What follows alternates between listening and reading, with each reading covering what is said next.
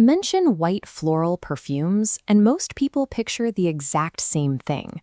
Massive, room-filling tropical bouquets that announce your arrival 10 minutes before you enter the room.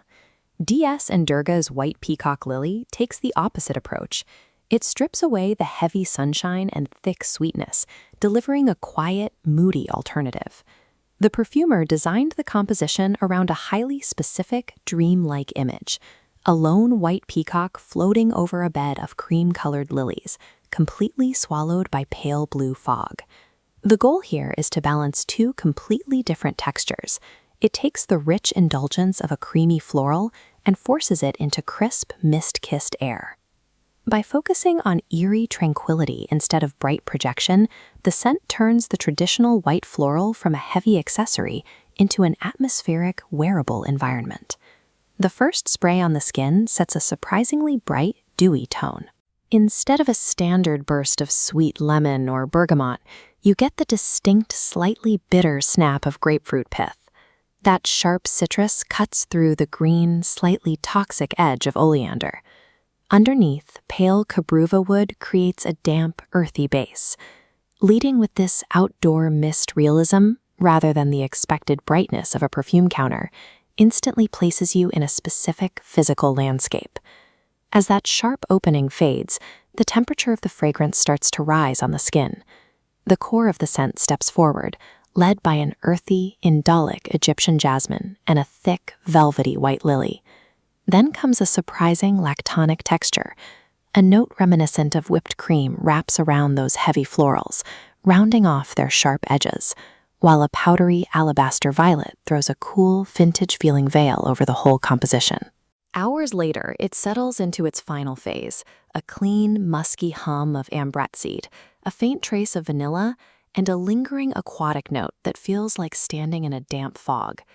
That persistent dampness acts as a mechanical anchor. It cuts through the rich florals and the whipped cream, ensuring the dry down never tips over into smelling cloying or heavy. So how does this atmospheric concept actually translate to a normal day of wear? A timeline chart shows a moderate lifespan of 5 to 7 hours on the skin before fading. Notice the secondary projection radius layer.